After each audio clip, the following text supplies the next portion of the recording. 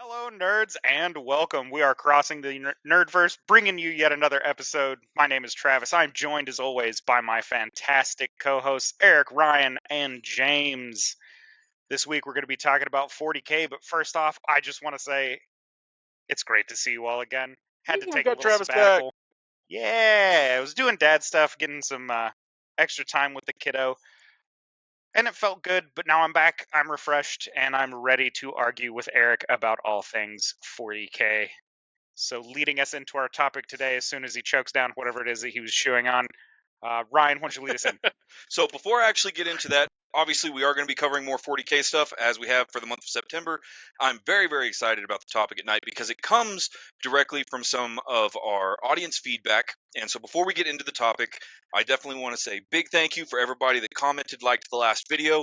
This entire episode is spawned by you, and I'm going to pass it to Eric before I take the reins so that we can get some more fan feedback from last episode. So Eric, what are our top picks? Okay, so to start with, Multiverse of Nerd mentions that the book Fulcrum is a great look at the Emperor's children, both before and after their fall to Slanesh, because we talked about that last episode. That's a great, I guess, kind of tie-in for both of it. Our very first correction came in on our episodes. One of our shorts, we were talking about the Lunar Wolves, and we used an incorrect name. It's not Lorcan, it's Loken. Loki. That is true. At Absolutely. Adrian Zamora 98 brought that up. At Arrow TT3364, his favorite Chaos Gods are Zeech and Nurgle. Johnny Cage mentioned also in regards to Zeech that his realm is always changing and no one knows what he looks like. And then Zeech doesn't know what he looks like. at Macho Sauce, I hope I said that right. Zeech, he said Zeech has some astronomical downsides.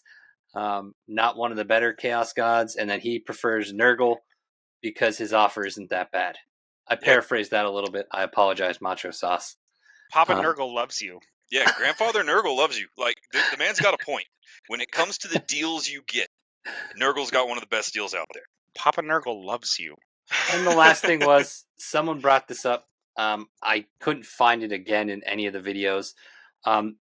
Erebus of the Word Bearers, and I know we're going to get into him. We don't have to right now, but someone did bring up Erebus, so we'll get into it with the Word Bearer stuff. So that's everything for right now. If anybody else ever wants to comment, whatever, as you see, we'll read some shit on here. Doesn't matter what it says. Yeah.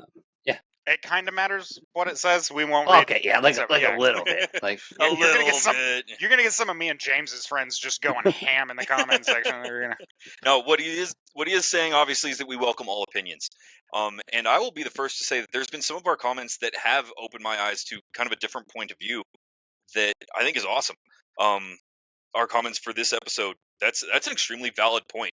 Papa Nurgle's like whole deal is effectively just long life, a painless life. And yeah, you look gross, but that's subjective. And so, and honestly, Nurgles, you get soup. Yeah, you get soup, you get pet flies that live inside you. Like, it's a great deal. He does have some of the grossest mutations. I'm going to throw that one out there. They're pretty rough.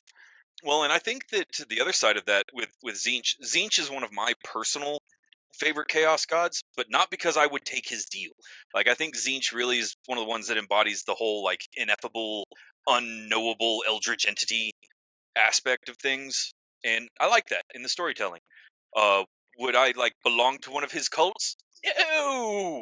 No, thank you. I would end up as a writhing ball of tentacles and eyes by the end of the week. You're gonna end up like that poor dude that can see briefly into the future and all things into the past, and effectively be a shield for Zeech. Or no, he's a shield for Magnus. Magnus, yeah. All right, so that is going to lead me into two distinct points. Now, obviously, as we've already made a point, we are going to be talking about the Word Bearers and Lorgar and Erebus and all of the pains in the asses that are in 40K in that particular realm. And there is two reasons why we are skipping ahead to the 17th Legion, 17th Legion, and opening up with Lorgar. And those two reasons are that he's responsible for all of it. Like, we'll get into some debate, but realistically, the entire setting of Warhammer 40k can kind of be blamed on him and his legion. So now, for all of you people out there that are talking about 40k and wondering why do we keep bringing up the Horus Heresy, the reason we bring up the Horus Heresy is because that event shaped everything in the modern 40k setting, almost regardless of what faction you play. There are some that were affected by it at least, but I know my primary army is Imperial Guard Astra Militarum, and one thing I'm going to point out as we get going, that the Horus Heresy, the entire civil war between the Primarchs, that is ultimately all of Lorgar's fault, changed the way the Imperium of Man worked in two ways. It created the Imperial cult, and it made the entire Empire so terrified of civil war that now everything is broken in order to make sure nobody's powerful enough to try it again. Travis, what you got? How dare you refer to it as the Imperial cult? No, It's the ecclesiarchy. Yeah, the ecclesiarchy Same. of the Imperial cult. That's what they call it in No. universe. It's like the Tribe Called Quest. You have to say the whole thing. A Tribe Called Quest. Yeah, you gotta say all of it. Secondly, we also have to thank Lorgar and the Heresy for creating a warp entity that is the Emperor and his impression in the warp, as well as, I theorize, this one's more of a stretch, that they created a secondary warp entity that is Sanguinius, I have or my at own least a thoughts on piece the of Sanguinius. But there are Tell, some interesting facts there that could lead up to that. tell me what the Sanguinary is if it's not Sanguinius. Right? All right, so to cover the points that me and Travis were just talking about, in the Horus Heresy, we talked last week about, how the first founding went and the original Astartes legions and where they came from. We talked about the Thunder Warriors, and we talked about ultimately what became chapters, right? And so after the Horus Heresy, Gilliman supposedly wrote the book. I still have my own frustrations on that front, but he wrote the book, the Codex Astartes, and the Codex Astartes stated that all of the legions will be broken into chapters. Each chapter would have 1,000 Marines in it. Now, there were exceptions. Obviously, the Salamanders had a little less than 700 Marines left by the end of the Horus Heresy. They couldn't do it, so they didn't have any successor chapters like everybody else did. And there were all kinds of, I'm going to call them loopholes, but I seriously think that Gilliman did it on purpose about how chapters can be ran outside of the 1,000-man kind of struggle. Now, The Black Templars. the Black Templars are a perfect example of that. And there's some chapters that said, we don't need your codex, and went off and did their own thing. Looks at the I Space feel Wolf. like, I feel like you're making a pointed remark about my favorite chapter. When you guys were talking about the Primarchs, you did cover that Leman Russ was the greatest amongst them, right?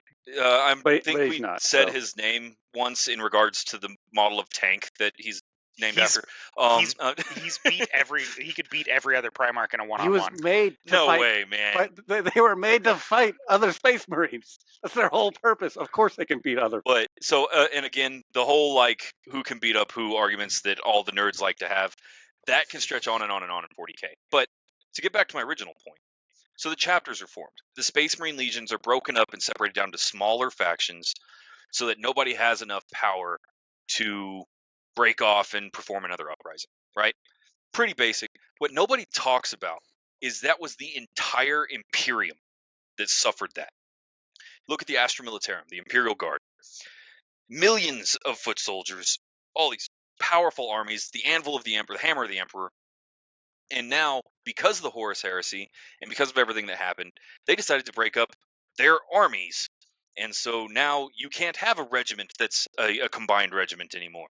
You have to have infantry regiments, and you have to have armor regiments, and you have the Navy is separated away and no longer involved, and the Aeronauticus that handles all the airplanes is separated and no longer involved. And this was all set up so that nobody had the power to perform another coup, right?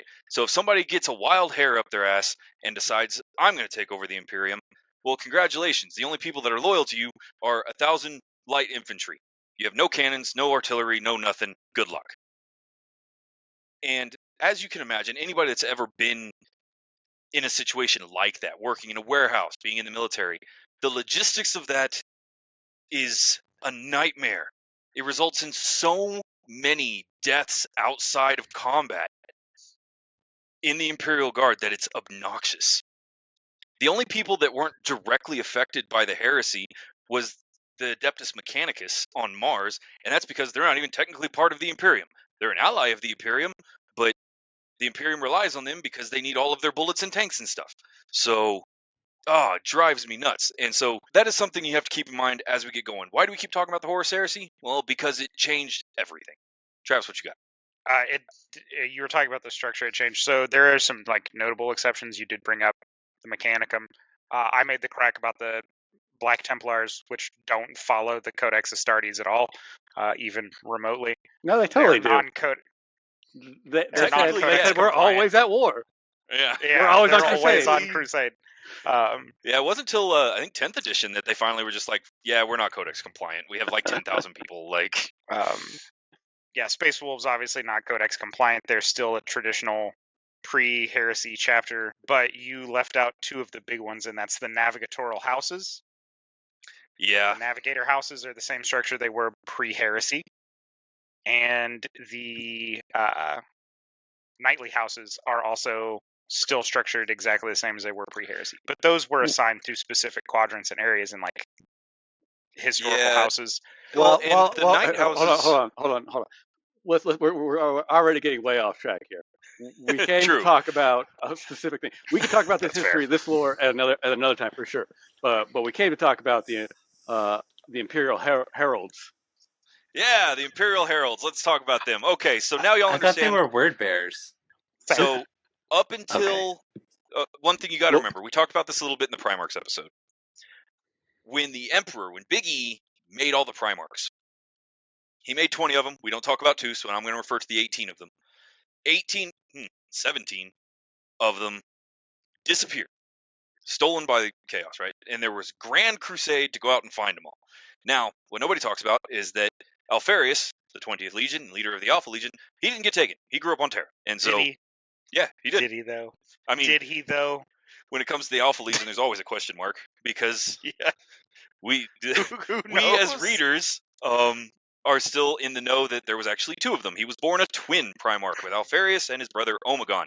Unless they were only one person, and he's just switching it around a lot, and unless Alpharius was kind of just being a trickster and doing his own thing and keeping everybody in the dark about what he was going on. Supposedly, there's 10,000 Alpha Legionnaires still in stasis underneath the Golden Throne. Can't confirm because the Inquisition won't let us. So, Bones. So about the Imperial Heralds. So, about the Imperial Heralds, Also known as obviously, the word bearers. they became yet. the word They will bearers be. later in life. The Imperial Heralds, initially, before they found Lorgar and adopted the phrase of the word bearers, they were very much just like every other legion. Oh, I disagree Yeah. with that. They were intrinsically different than every other legion. In that Show their me your work. job, What you got? their job was not primarily to wage war, like fight conflicts.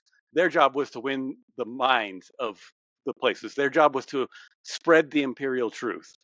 That's why most often they were deployed to places where, and they were attempting to just convert everybody to actually not religious religion.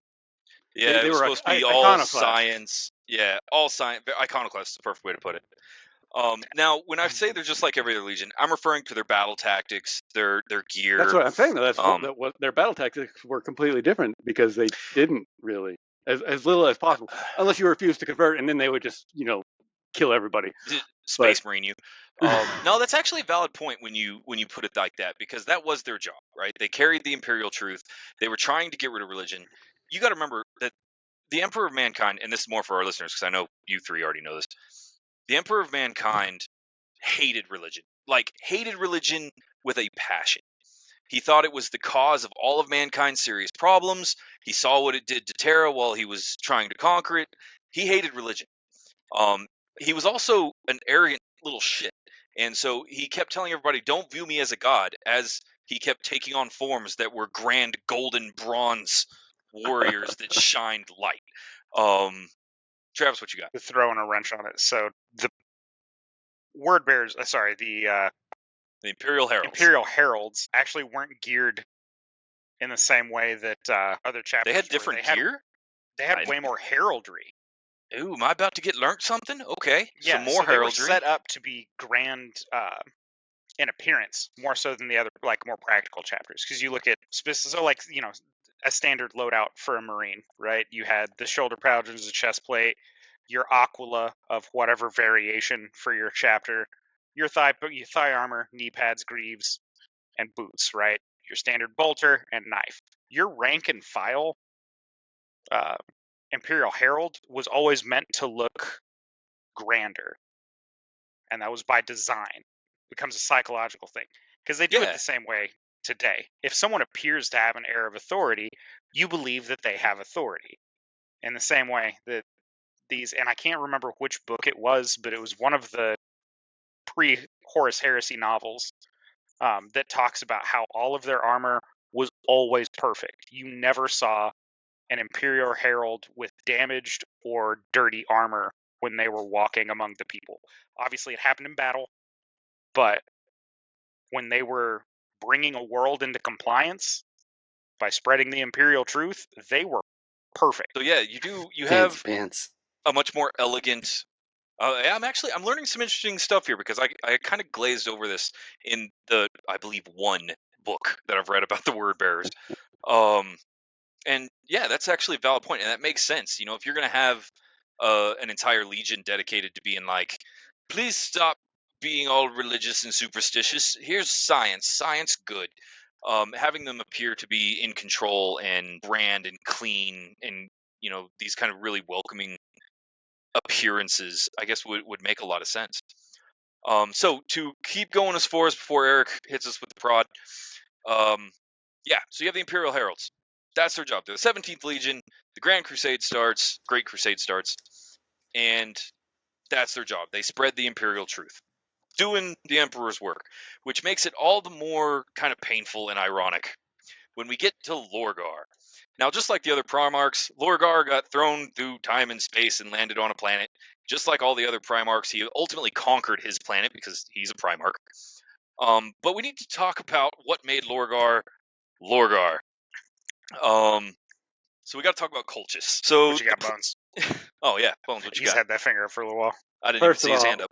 First of all, I think we need to mention that the Imperial Heralds were extremely good at their job, and will continue to be as they become word bearers, which will be an ironic fact later on.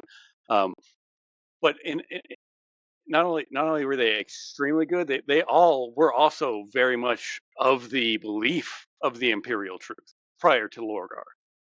They were also all very anti-religion. They were very like, Oh, they were like believers. yes, Okay. Fanatical. yeah, that's I still didn't know a problem. that. So But yeah, Yeah, still a problem, but no less. It's not a lie. Yeah. Like, they were very fanatical, and they stayed that way. they just So- got switched. Their Yes, yeah. some sides may have been switched around. No, but that's that actually fervor was there. So would that's you good to compare know them? because I didn't know Would- that. So Would you compare them to minions? So like, as Grogu went from being not Grogu, Grew. as Gru went from being a bad guy, they all went to being good guys together. dude, you're sitting No, there but saying they're the word confident. good guy in the 40K universe. There's no such thing. Yeah, there's just varying degrees of how awful you are from like Yeah. top to bottom. And All right, word so- bearers are like third. Yeah. Colchis. Now, every Primarch got influenced by the world that he was found on, right? All of them got influenced by the culture that they grew up in and all that kind of stuff, whether you're on Nocturne and Vulcan learning the values of, family ties and clan ties, or you're on Ultramar and learning how to do your Ultramar. taxes correctly. Right. Let's talk about Colchis. Now, Colchis was an imperial feudal world. And for those of you that don't know, that means that this was a colony planet way back in the day that never really advanced. They're kind of just in the Iron Age of medieval stuff. They build stone castles and use swords. And so you have a feudal world. that is ruled over by a authoritarian theocracy, and there's all these holy wars going on because everybody's fighting, because they all have this intense indoctrination of religion to the fore. Now, this is actually something I didn't learn until today. Like, it was when we were prepping for the episode that cultists actually had what they called the Old Faith, and it was worship of the four chaos gods, which is just a funny skin on it, if I understand it right. Bones? Yeah, essentially, the whole planet was just like a mega church too. What was the Chaos Gods in disguise, more or less? They just called them the Four, but it was the Chaos Gods with their primary religious leader, Farron, Corfarron, Yeah, that who sounds right. who is the one who will be the father figure for Lorgar growing up. In the worst way, like he Yeah, is very abusive, both like physically and mentally. Like he's a terrible dad. very, very bad guy. All right, so Not then the you have worst father in 40K, but close. He's top five worst. he's I'd easy put him top top five. 3. I'd put Yeah. him top 3. So then you have Lorgar. Now, Lorgar as a Primarch was an interesting specimen. He was powerful, but he was always tempered by visions, if I understand it correctly. Yeah, actually, Um, so actually an interesting part. Lorgar, he was raised in this religion, but he was actually super like peaceful, and he didn't want to fight people. Like he was a really good guy.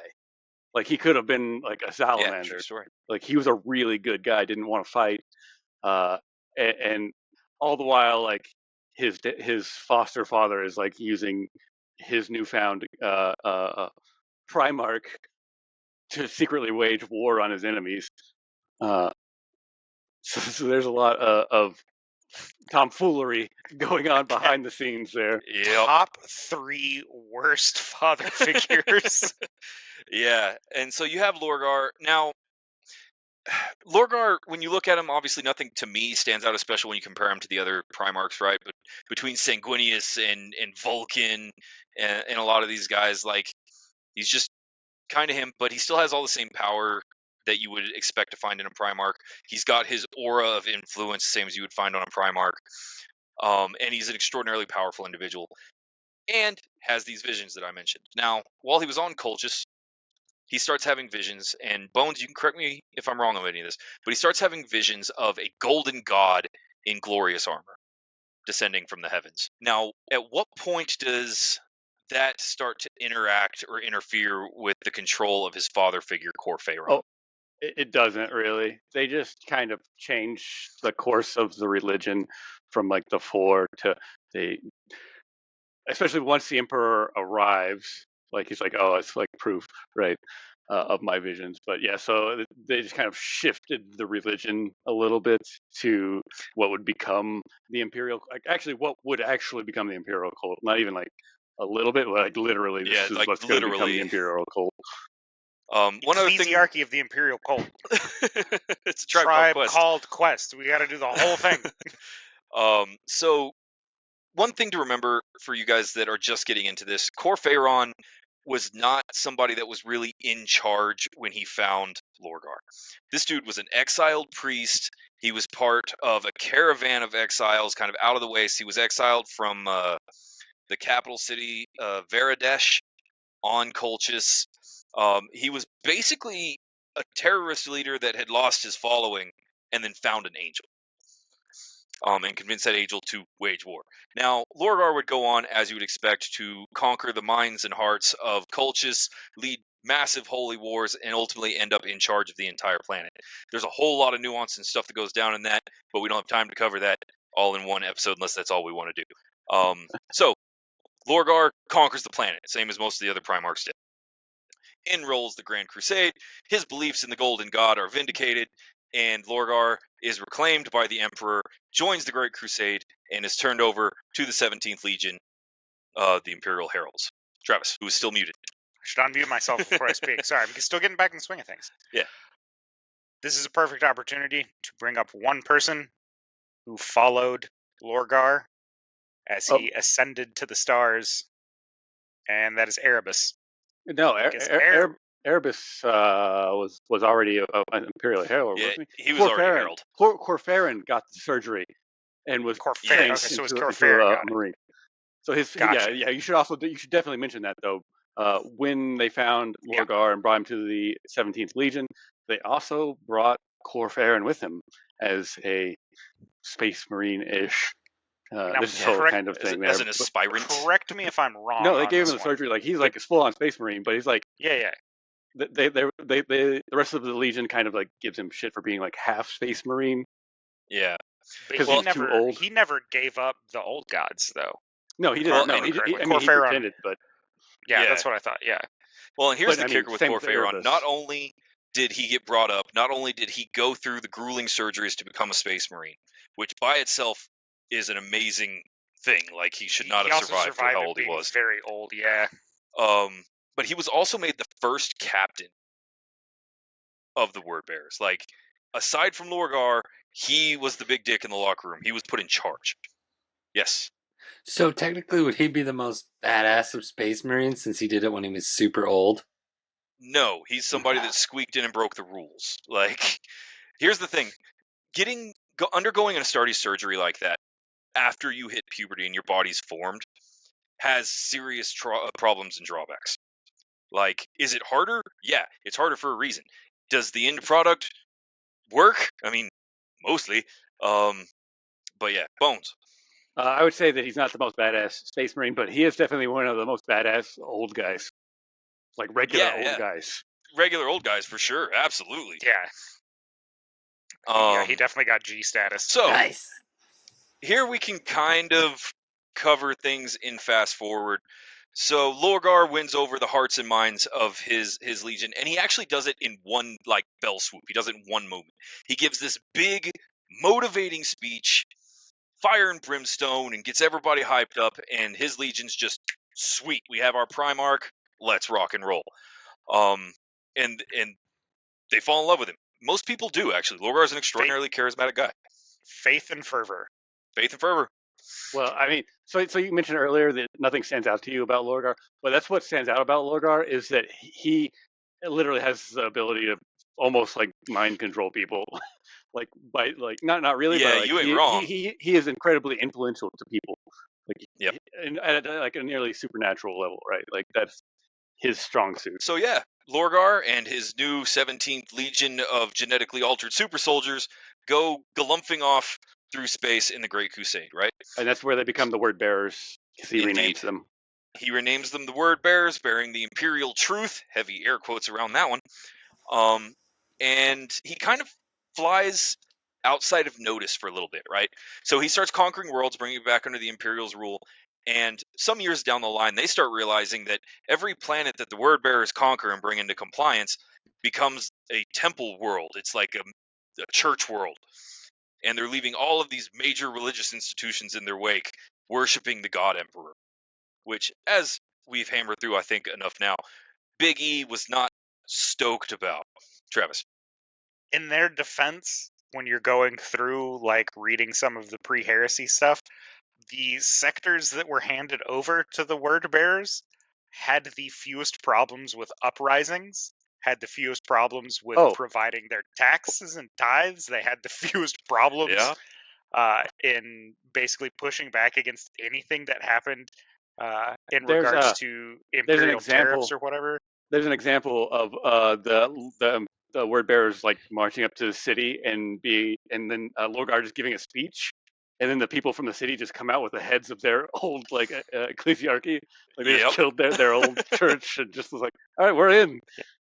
Yeah, well, there's only one deal. other legion that had a success rate for not having like uprisings, resistance, paying your taxes on time and stuff, and that was the planets that were conquered by the Night Lords.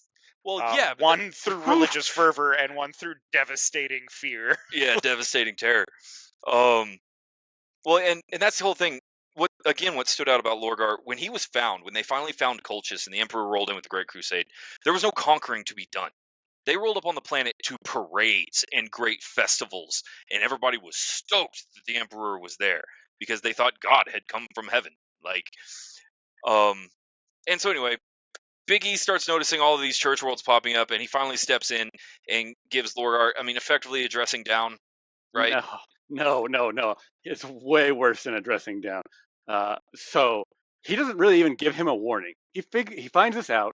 He takes him back to Caucasus or Cochus, whatever it's called, to their city of Oh, that's Monarchia, right. which is like this giant, temple city.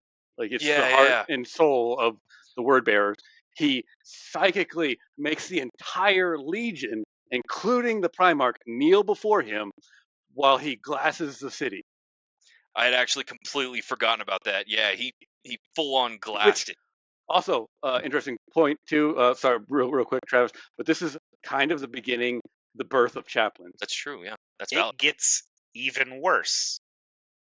He glasses the city, psychically makes all of these high-level word bearers kneel to include their Primarch.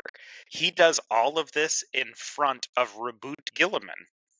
Sorry, Reboot Gilliman. I have to pronounce his name correctly because I know I'll get corrected, even though I think Reboot sounds way better. However, Reboot Gilliman is there. Not only that, he then assigns Reboot Gilliman to effectively be the babysitter / auditor for the entire Wordbearer Legion, and he does this in front of everyone. And if I learned anything from my time in the military, is that punishment is done in private and praise is done in public. Yeah. Well, see, that's actually why I got stuck on the dressing down, is because I remembered that he was effectively humiliated in front of the Ultramarines. I completely forgot about that you're planet. missing a point, though, that Lorgar wouldn't have given a shit about being punished by a god that he worshipped. Yeah. Other he than been stoked. that he was He'd been rock hard the whole time. by the god that he worshipped and was told, your whole being, your whole purpose is false. You are fake. You're nothing. You're a failure to me. Yeah, that's true. And he did it in front of the most mediocre brother that Lorgar had. Whoa. So the other guy was... I'm sorry, I'm throwing some unnecessary Yeah, shade that's on shade Reboot towards the Gilliman. He's Ultramarines. actually like super competent. Yeah. Which So is here's the why thing. everyone hates him, is because he's good at very everything. plain, Right? but it's like he's very plain, but he's Superman. He's got Superman syndrome. Yeah, I honestly, I don't have any real hate for the Ultramarines. They're fine. They're kind of boring. Like, they're just the world's okayest legion. Yeah. But well, anyway, and they're meant we're to getting off track again. Back to the word bearers. So, in any case, Fires of Colchis and the dressing down of Lorgar, the humiliation in front of the Ultramarines. Basically, Emperor comes down on Lorgar. Lorgar gets his feelings hurt, as you can imagine, right? He's rebuked by his god, and he's pissy about it. And I'm paraphrasing a lot of dramatic detail into that little section. And his top two dudes, which if it was Corphayron and Erebus, right? Correct. Who are both just evil assholes. Yeah. Just preface this with all of this with his full stop. Lorgar at this point is absolutely devastated. Like okay, we give him a lot of shit. He's extremely vulnerable. He's like absolutely devastated, right? His whole foundation for life has just been swept out from under him. I mean, not to mention that he had probably one of the most psychologically abusive upbringings. Yeah. Oh yeah. By the person that's still with him, still subtly manipulating him for all these years. Right. We need to bring up. I think now's a good time to bring up the Book of Lorgar. Well, he didn't pen the Book of Lorgar yet, right? I don't think. I thought it was later after. Because like the first part of the book is like, I did this all in search of truth or something like that. Yeah. I think that's like post heresy. I thought, but I could be wrong too. I thought it was pre. He wrote something. The Lectico Divinatus. Oh yeah, talking about how the Emperor is actually God, whether he Emperor believes it or not. Yeah, it was penned by Lorgar. That is true. That's a valid point. Eric? And so this is going to come back. Well, just real quick, I just want to point out to everybody real quick, I'm very proud of Travis for all the shit we ever gave him for not knowing lore. He definitely knows all this 40k lore, because this is quite in depth. Well, and it's a good time because of Space Marines too. Great game, by the way. Yeah. Well, and that's why we kind of waited to do our 40K month until now, right? This is something me and Travis and Bones talk about in our downtime for fun. This is, I guess you could call it a fixation. And it's so in depth, it's quite interesting. And I want to take this moment to remind everybody that's getting into 40K lore, especially if you're new. All of this is subjective. It's doublespeak. It's meant to be questionable canon and unreliable narrators. It's heavily redacted in universe and out, like it's a whole thing. So It's because it's all based on the collective fantasy of the orcs. we're not going to Because get into all things 40K The- exist because the orcs believe it do. Well, and there's the thing is, they're not the only one with a Gestalt mind, but we'll get into that later. Oh, I have bones ringing in my ear. So, You need a Erebus buzzing and noise or something. It's just like. yeah, some little shock collar. Shock, I was comes gonna in. say like shock collars. So Erebus and Corphaeron, they go to Lorgar, who, as a reminder, is as vulnerable as you can get as a Primarch, right? He is destroyed. Needs And they daddy's say, love. yeah, he needed to be hugged more. He was not hugged more. And so they came up to him and said, hey, if your God Emperor is a tool, we have some gods that will listen and reward you for your effort, that will listen to your prayers, and that will protect and guide you. And will answer you, which makes them way Yeah. more terrifying. They actually go on a pilgrimage. Yeah. At this point, and there's a chick I think that like shows him all the visions of the chaos gods, and then he's like, "Oh, they're real." Yep. I'm looking. Was this before this? Yeah, this was before they started setting up the, what were they called? Not temples. This is like pretty much right after Monarchia. So Yeah, Well, but they started influencing the other chapters to do like so little sub factions inside the chapter. well, that's with the creation of the chaplains, right? Yeah. So Gotcha. you have the Council of Nicaea, which this is relevant to the word bearers. You have the Council of Nicaea. At the time, the word bearers have begun like serving. They've created the chaplain corps. They are the ones that created all of the black armor. The iconography. There we go. That's the word of the chaplains. They've already established it, and most of the other chapters, save like a few, don't really have anything like that yet. The Blood Angels, I think, had the wardens. Salamanders had the voices of fire or something like that. But then the Council of Nicaea happens. The Emperor's like, no more psychers, even though there was already a bunch of psychers in all of these legions. And we need them to navigate our spaceships, but And whatever. Every single Primarch is a cycler on Yeah. let's not get into all of certain that. levels. Let's not get into all of that. So he's like, no more psychers. And so then you have a bunch of people in the legions that are like, my fucking purpose is gone. Like that's what I'm good at. Like as a Marine, that's what I'm good at. And so they need something to kind of help people deal with integrating back into being a regular Marine. And that's when Lorgar's like, hey, I Yeah. got all these guys that are really good at talking to people. And offers his Marines as chaplains to the rest of the legions. The Blood Angels or Black Templars, I think Black Templars maybe, they decline. They're like, no, we got our own. We have the Wardens. Yeah, the Imperial Fists decline, and they're just like, meh. I think the Dark Angels were the same way. So the chaplains are all from that one particular. The idea of them, like the first chaplains, are all from that. Well, and, Okay, so like all the lot- future ones come from internal. Yeah, they do eventually change to this all made from internal. But yeah, at that point there are a bunch of word bearers embedded into the other legions as chaplains.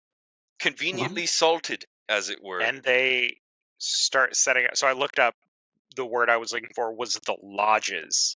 Yes, the warrior lodges. The correct lore, the lore term for it was the warrior lodges. The greatest of which was the Mournival.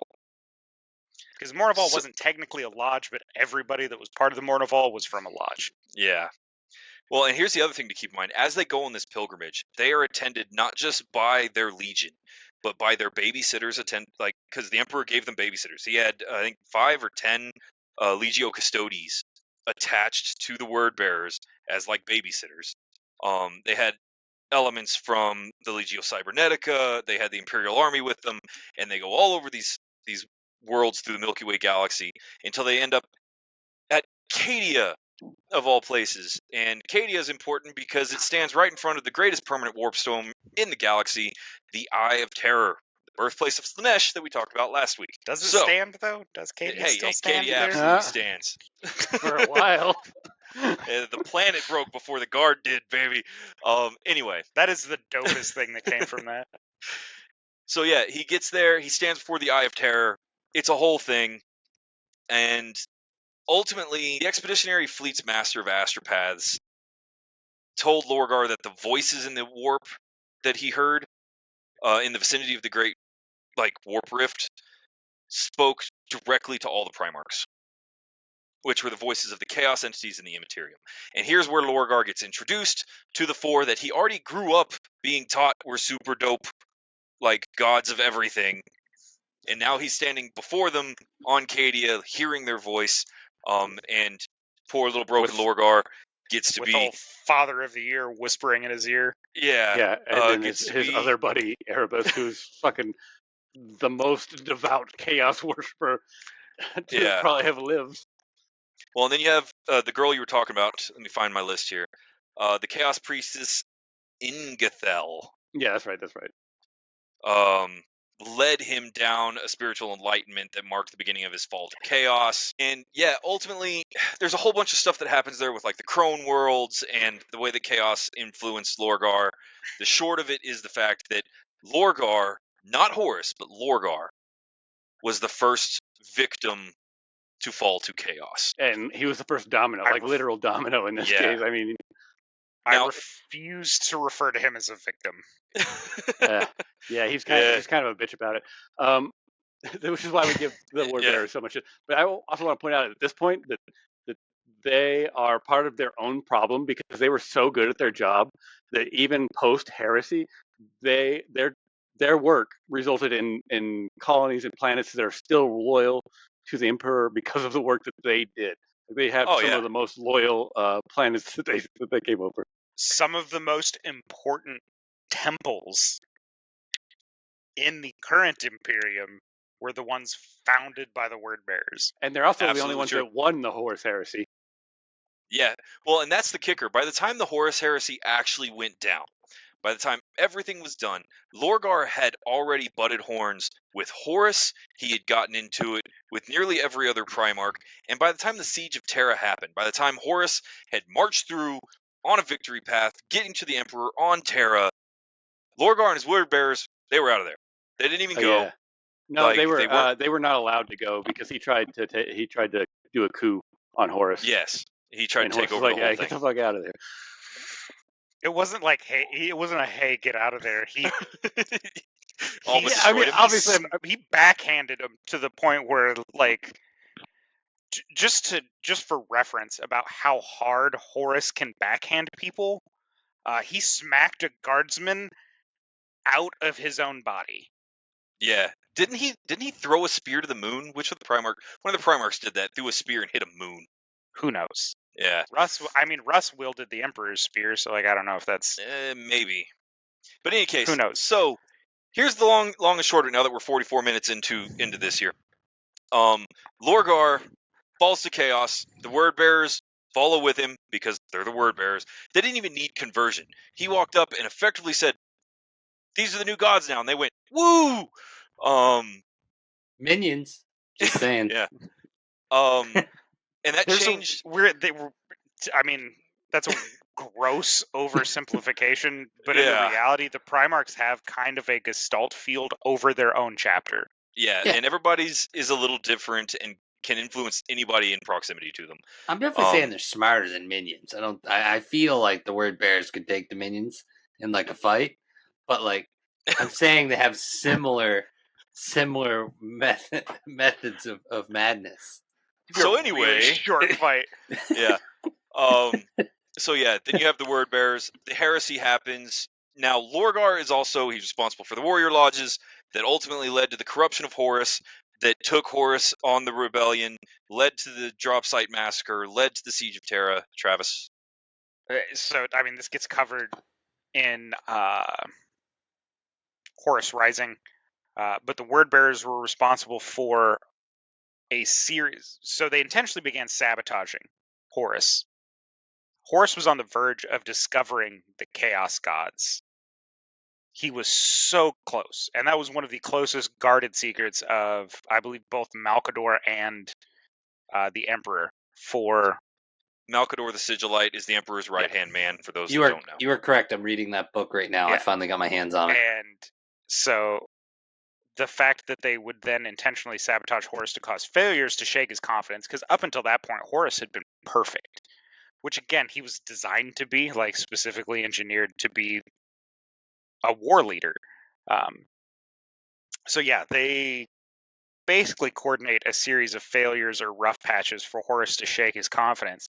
They sabotage a meeting where various xenospecies and humans had managed to gain a pretty peaceful alliance with one another, but they were in combat and conflict with the Chaos Gods. They were on the verge of informing Horus of all of this like greater war happening in the warp, when one of the trusted lieutenants of the Word Bearers sabotaged that particular meeting, caused Horus to get injured in a fight with a blade that would ultimately end his life if they didn't bring him to this cult lodge where he could then be influenced by chaos. So there was a whole lot of setup to bring Horus to a fall. Not that I particularly agree with any of Horus's actions after that, because he wasn't completely out of control. Yeah, but I mean, by the time they corrupted him, you're talking about months under like crazy potions and hypnotics and like all kinds of stuff. So yeah, ultimately, to put it into a nutshell, Lorgar and his word bearers are responsible for the entire 40k setting. They led to the Horus Heresy, which influenced everything else. And here's the best part. Here's the fun part. By the time everything was said and done, and the heresy was well and over, and they had penned the Codex Astartes, and everything was done, every Primarch was either dead, missing, in stasis, or a demon. And the texts that were written, the Codex Astartes, the Imperial Primer, all of that became holy texts in this new faith-based system, and it's still the same book. It's still Lorgar's book that they follow. And Lexico Divinatus. yes, and that's going to bring me up to the fancy point. If you remember at the beginning of the episode, I said I had two things about the 40k universe that Lorgar's kind of responsible for. And the second thing that you have to understand when we get to the Fall of Chaos and what Lorgar does, and the institutions like the Warrior Lodges and the Cabal, is that the universe in 40k, the universe at whole, The Cabal was attempting to eradicate chaos by having them consume humanity at an extremely rapid rate, because they knew they would gorge themselves on humanity and then ultimately run out of things to eat and eventually starve to death and pass on their power. indeed. But the reason that they got several Primarchs to follow the path, including Alfarius, is because they used their psychic fuckery to look into the future. Did they, though? Did they get Alfarius? We're going to cover the Alpha Legion in a future episode, I promise. That's going to be a weird episode. That's going to be a weird episode. So the universe in 40k is alive. It is a sentient entity to a certain extent. And one of the things that it does is that when you use the warp to look into the future, when you try to see the future and try to influence the future, it gets pissy. It does not like cheat codes. It does not like people trying to cheat. And so it will show you the vision of the future that you just lost, and you will never be able to regain it. And nobody really understood that for a while. But that's ultimately what led to the downfall of the Eldar after the birth of Slaanesh and the whole 9 yards. So divination bad, it breaks the future. And that's how we end up in modern 40k, where Big E is a corpse on a chair that people believe is a god so fervently because of the word bearers that he's ultimately a warp entity who has demons just like every other chaos god in the form of the Legion of the Damned. Yes, Google it, they're crazy. And who can perform miracles to his faithful. Looks pointedly at the Sisters of Faith, or Sisters of Battle, excuse me. And yeah, you ultimately end up with the Emperor of Mankind kind of low key being a fifth chaos god. There's already a fifth chaos god, but we'll get to that at a different time. And leads to the entire 40k setup as it is. So I think my title does fit because Weird Bears aren't completely shitty because they were so good at their job. Faithful people helped the Emperor overcome the Yeah, heresy. They were very good at their job at being shitty. You're right. They're still very good at their What is- job. What is they the name still of? are. What is the name of the That's what I'm saying. So angelic spirit that comes down and helps the blood Saint angels? Celestine. Oh, No, that's not Saint Celestine. Saint Celestine comes Um, down and helps the sisters of battle. yeah, you're talking about the Blood Angels? okay, I don't so remember. are there angels in this one? Yes, there are The blood literal angels? angels. No, like I mean like literal angels. So first off, So there's- Sanguinius was a literal angel. Yeah. But if you're talking about the more ethereal sense, there are saints and spirits and warp entities that are considered benevolent to the Imperium of Man that have been known to show up. The most notable amongst these is Saint Celestine, who was a sister of battle that now perpetually fights her way back into the Materium to kill aliens. You also have. I wish I could remember. Was it the burning of Prospero? Prospero One was of the Thousand Suns right. shenanigans. But Magnus was in when he was discovered by the Emperor. He was just looking unshielded into the warp and understanding. So I think one of the books kind of touches on is that he had a benevolent guide showing him things in the warp. Not necessarily, maybe not benevolent is not the right word, but somebody that wasn't trying to immediately kill him. non-aggressive entity of the warp. And that's seen throughout 40Ks that you have these weird, like, non-aggressive warp entities. Obviously, they're being completely dominated by the Chaos Gods because they are the most powerful of the warp entities. What you got, Bones? This is all lore for another episode. We talked about It Lorgar. We've talked about the Word Bears. All right, so we are going to take that opportunity. Speaking of bizarre warp entities, we're going to talk about the most influential warp entity in the entire game, the player. So, guys, we talked about this last episode and the episode before that. We're going to give you kind of a brief on what the actual game is like. Now, many of you are coming into 40K through the books. That's totally cool. You don't need a primer on how to read books. Space Marine 2 is also bringing a lot of people into the fandom. Totally stoked about that as well. What we are going to talk about is the actual miniatures game that kind of is at the heart of 40K. Eric. And I'll just throw it out there. We're going over like a briefer portion of it. If you're looking for stuff about painting or armies and things like that, we've covered it in past stuff. And we might do something again for the holidays. Maybe we'll do like an episode where we talk about like purchasing an army or something like that again for the holidays, like as part of a Christmas list type thing. But the Warhammer, just so Christmas everybody special. knows, yeah, this is going to be like a basic rundown of like a starting a game type deal, or anything else you're looking for has probably already been covered. Other than this, actually. If we do a Warhammer Christmas special, I'm pulling all the images of Santa Grimnar off of the internet. I honestly, you got to do the red gobbo, like have the red gobbo painted and ready to go. There I actually you go. every year hide them in my mother's nativity scene and see how long it takes her to find him. I actually do want to do just a nerd versus Christmas episode where we talk about great gifts to buy nerds. We kind of did it last year, but I want to do it cooler this year. But go ahead. Yeah. Step 2, after buying your army and promising yourself that you're going to paint them, but then just assembling them gray, you will need these. Dice. Many of these. So many of these. All right, so at its simplest form, guys, the game does indeed. You need your miniatures. You need your dice. Hopefully a collection of D6s. You don't need goofy dice. You need D6s. It's helpful to have some D10s and stuff for other features of the game, but they're not necessary. The D6s are at the core of the mechanic, and you're going to need a play space. Now, I have to start with telling you that a lot of this game is amorphous. You design it to work how you want it to work. There are several modes of gameplay. There are several play area spaces, several ways to do terrain. I'm going to give you a brief of the simplest form with my friend's help here. So yeah, you need some D6s. I'd say probably 12 at a minimum. I mean, I feel like a safe number is probably anywhere between 20 and like 100, depending on how many times you get to shoot a turn. I think that if you're playing one of the starter boxes, for example, 12 is more than enough. Yeah. And also, you And then, need a ruler or a tape measure. Very important. exactly right. It can be a simple one. I generally use a little 3-foot one for my games. I have it right here. Depending on the army, you're going to need something that can go up to about 72 inches at a maximum. That's all you need. Most cases, you're going to need 36 to 48 at most, unless you're a dirty Tau player.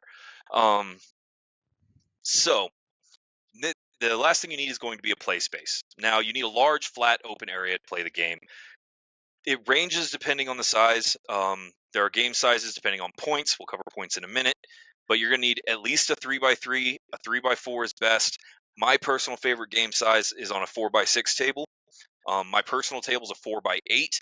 That way I have 12 inches on either end for books and dice and sodas and yada, yada, yada. But you can play on a 3x3 very easily. And I'm going to take a section here and tell you that if you're getting into the game, there are different ways to play. Now, me personally, I got into the game in 2002 after picking up and becoming addicted to a game called Mordheim, which is why I'm going to make all of my friends groan except for maybe ugly. I like what's called a skirmish game. They're much smaller, much faster games, generally campaign style, and you only need 5 or 6 models, maybe 10. The current game environment, you can get into Kill Team, which is very similar. They're small, fast-paced games, more RPG elements. And that's also a fantastic way to play. If you're looking for something a lot more controlled that you don't need such a big space on, you can get into the Blackstone Fortress and similar games that are more of a board game than anything else. And that's perfectly fine. All still D6 based. All still D6 based. Some of them use different decks of cards and have different mechanics. But yeah, there are very small versions of this game. For the remainder of it, we're going to talk about 40K as a primary, like the big edition deal. We're on 10th edition now. Generally, games are about 1,000 points. On average, you can go as high as you want to, or as low as I think a minimum game size is 250. But that's like a very minimal thing. Truth be told, you can do whatever you want to. If I want to fight my one dude against a horde of little Griblies, you can do that. But as far as the structured play goes, yeah, you're going to be somewhere between 500 and 2,500 points. Now, what's a point? Every piece of gear and every model in the game and every unit has a value attached to it. Yeah, and you spend points to purchase it for your army. So when we say I have a 1,000-point list, that means I have assembled enough models with the right gear and upgrades to be equal to 1,000 points. You get your points list from your chapter specific codex. So whatever group you're playing, Ultramarines have theirs. If you're playing like a weird offshoot of the Ultramarines, it's still going to be your Ultramarines codex. I play Space Wolves. I have to have the Space Wolves codex, etc., etc. Yeah. Now, they do this different for every edition. Sometimes you need the core rule book and a Space Marine rule book and a Space Wolves supplement. They're not doing that right now. You kind of just need the core rule book, which is available for free as a PDF on their website, for the record. Yeah. Now, if you're playing a faction that doesn't have a codex right now, my guardsmen, my Cadians, don't have a codex right now. So I'm on what's called an index. Your Cadians don't even have a planet right now. So no. Hey. Spoilers. Spoiler alert! I feel like we're far enough into the fall of Cadia that we could go ahead and bring that up. They'd be like, I haven't seen the Fifth Element yet. Like, get out of here. Right. Great movie. So if you don't have a codex, you're on what's called an index card. They're available again for free as a download from the GW website. It gives you everything you need to play. And this is actually one of the few times where GW's just said, here's all the rules and stuff, go play our game. And so it's a really good time to jump in. Everything you need is free, and you can buy the bonus points. Your codex also comes with an incredible amount of lore and story, paint schemes, and explanations for why the army functions the way it does. Now, after that, we're going to get into the actual phases of the game as we're crunching on time here. Now, in general, a game of 40K will take place over 5 to 7 turns, with 5 being the most common, with 6 being right behind that. Very rarely do you see a 7-turn game. And a turn is broken up into several phases, including command, which is where all of your goofy strategy shit happens. Movement, which is where all your little dudes run around. Shooting, which is where your army fires all of their ranged weapons that they can. Psychic is now part of the shooting phase. You don't have to worry about psychics anymore. No, you should definitely worry about psychics. They're still a huge problem. Charge. Yeah, you have the charge phase, which is where all your people then get to move into combat, into kind of a melee hand-to-hand combat situation. You have the fight phase where all of those people try to kill each other, and then you have the cleanup in phase kind of stuff. A lot of stuff happens at the end of the phase, yada yada yada, and then your opponent gets to do the exact same thing you just did. Now, in regards to some of the questions that Eric asked me before the episode, well, who sets up their army first? Do you set up all of yours, then they set up all of theirs? Do you take turns putting it down? That all shifts and changes depending on the game you are playing. Most commonly, you'll have a system that is, okay, I'm going to be a defender, Travis is the attacker. Since Travis is attacking first, he has to put down a unit. So he puts down a unit on the board. I then respond by deploying one of my units onto the board into an area called the deployment zone. And we go back and forth, back and forth, back and forth until both armies are completely deployed. There's a whole bunch of other shenanigans called strategic reserves, where you have people that aren't on the battlefield that can teleport in or fly in or come in on a vehicle. That's all part of the pre-game setup. And that's where most of your introductory tactical decisions are going to get made, because it's always going to be deploy, counter deploy, depending on who's going first. A fun way to play, if you guys have never tried it, is you get a really long sheet of cardboard that's fairly tall. You block off the deployment zones so your opponent can't see what you're doing and you can't see what your opponent is doing. Fog of war deployment. And you deploy that way. Has led to some really fun games. It has also led to some of the games where I've been absolutely destroyed by some poor placement choices. What's up, Bones? I just want to say, I think that if you are just getting into this, a lot of this is pretty well contained in the starter boxes. Like GW makes starter boxes that contain a little army, one of chaos usually, whatever Tyranids or Tau. You have or Imperium Necrons versus enemy of Imperium. Yeah, and the other side is the Imperium, right? So it's just like a little army. Both of them are relatively equal. Maybe they actually even come with terrain. Sometimes it'll pop up cardboard terrain. If you want to play, like, just get that, throw it down, and you can run a real quick game. They're going to be a short game, just because of the nature of what they are. So, fun little tip for those of you that are trying to set up your own board at home and you're looking for terrain. eBay is a fantastic resource for that. You can find people that are clearing out a hobby area, have either upgraded their terrain or have moved on, got bored with the terrain that they have. Fantastic way to pick up sometimes very high quality painted terrain. Also, sometimes you can find stuff that's made out of like foam that's been decorated, again, that you can pick up for super cheap. That way you're not having to spend all the time and labor of love of assembling and trying to get your own terrain put together. Not saying you shouldn't do that, because I'm obviously the most fervent painter of our group, but it is very intensive. Well, and I will say that for those of you that are enjoying the crafting part of the hobby, putting your army together, painting them, terrain craft is something I absolutely love. It's one of my favorite things. But don't be daunted by all these fancy terrains. You don't have to go to eBay. You don't even have to really spend money. My first full table of terrain I made with a hot glue gun and a bunch of cut up cardboard boxes, and it is still being used to this day at a local game club. I almost said back home, back where I used to live. And that is perfectly fine. We've played games where our hills were textbooks and towers and buildings were Dr. Pepper cans. Like, it's totally fine. Yeah, you can use whatever. I'm just saying, if you're looking to have a completely set up board and you want actual terrain, eBay is a fantastic resource for finding stuff pretty cheap. Now, the main reason we're doing this, folks, is just to unintimidate the game. Because I've played a lot of games myself, and I have the starter box, so I know what everybody's talking about. But the downside to the starter box, I have just found, is it's still somewhat intimidating if you don't know what you're doing. So that's why I wanted to go over just some basic stuff this evening, so people could get a little bit of an idea in regards to what the game does. Because I feel like after talking now and prior to the show, we'll get a little bit more because we got enough time to do some more on it. But I feel more confident myself to throw a game together this weekend, because now people have talked about it and I realize things that are going on and stuff like that. So that's why we wanted to have this kind of quick. I know it seems not normal because we're not breaking it down bit by bit, but it's a nice way to get people into it. The good thing with the core rulebook being free currently through GW, where you can just download the core rulebook, is they do a really good job of breaking down what each stat means, what it does, and how the turns by phase are broken up to. So again, your command phase, move phase, shoot psyker phase, charge, melee, and then your cleanup are all very clearly defined on what falls into those phases. Now you still run into some like weird interactions.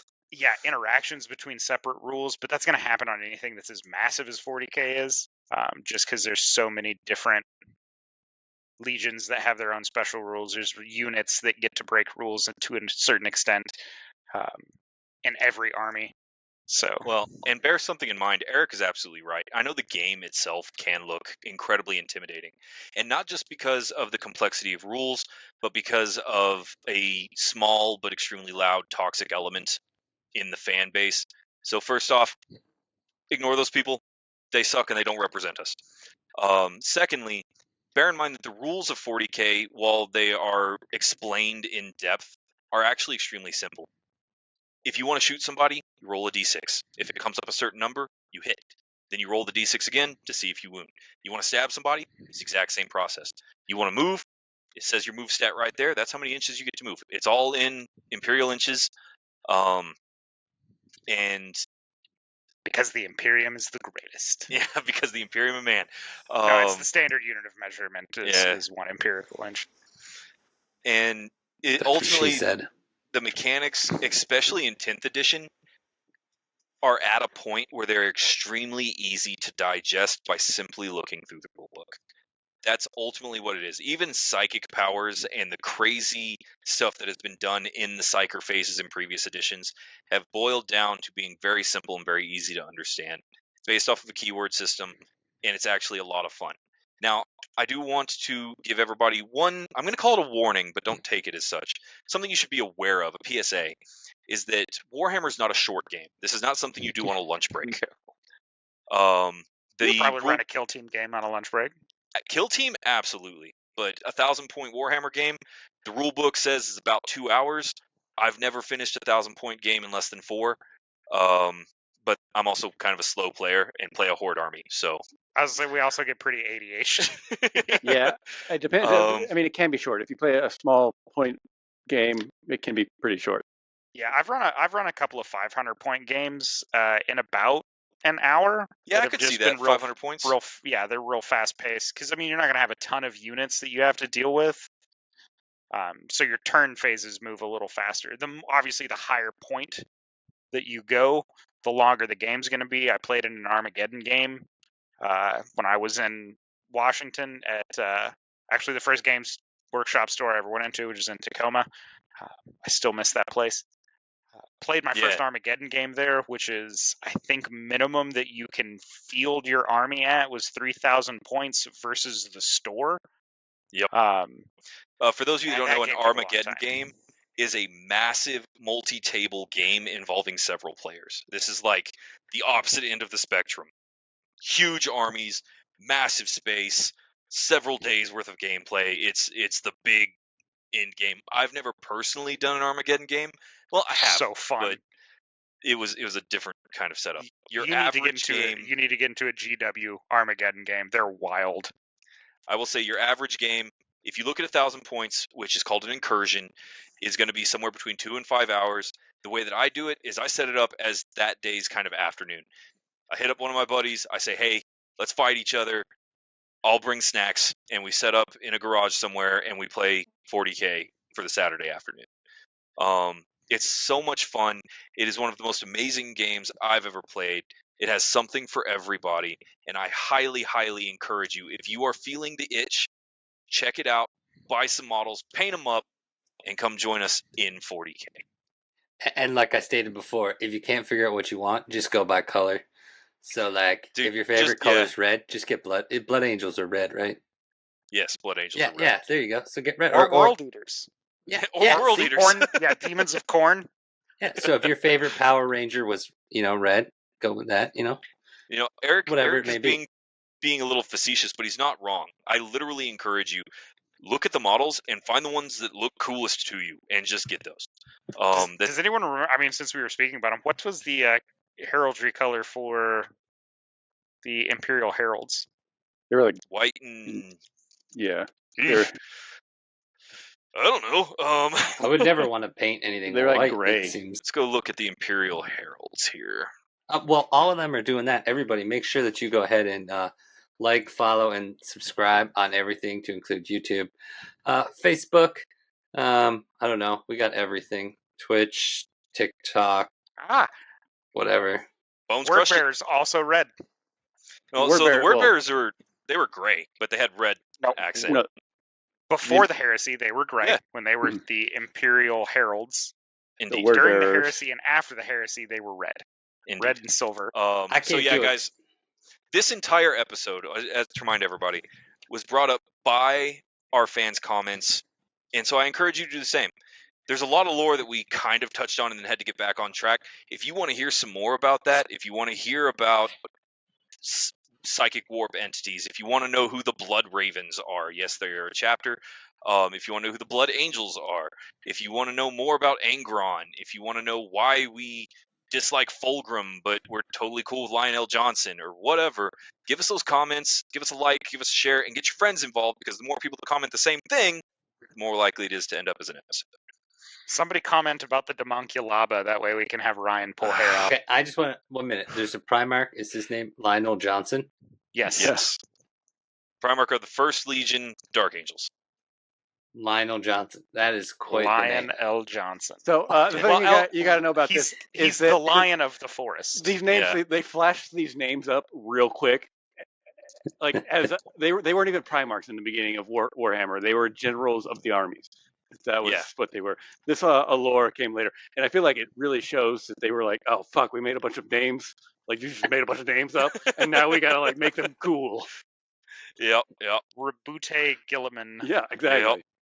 Alfarius Omegon, the Alpha and Omega. I can tell like that person was like Lionel Johnson.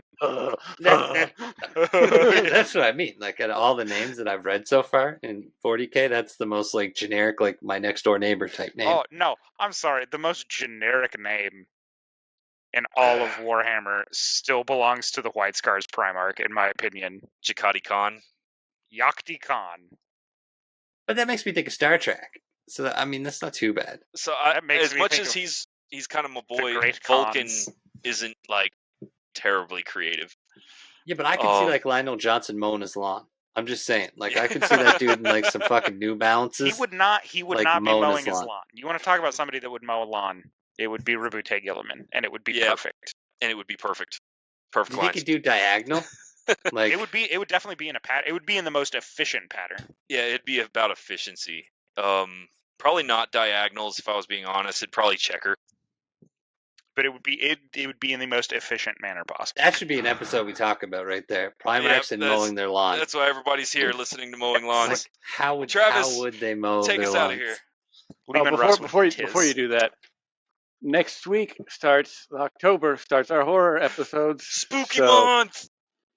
Yes, all of October, guys, we are going to be covering horror content across the Nerdverse. This will be video games, books, movies, TV, all the good Night stuff. Lords. There's the Night Lords in 40K, Corvus Corax and the Raven Guard. We are going to be covering a lot of new stuff that's coming out. We know that we are a little bit behind with several different key instances. Things like Agatha All Along, which has been a fantastic show so far. All of that is coming out in Spooky Month. So join us for the month of October in all things gory and horror. And we'll cover all of our favorite horror-based games. Because that's Oh, gonna I'm be going a fun Malifaux, topic. baby. Going Sure. Malifaux. But with that, we're going to bring this episode to a close. Again, don't forget to like, follow, and subscribe. Thanks for joining us, and we'll see you next time. See you guys. Nice. It's nice to say goodbye. Goodbye.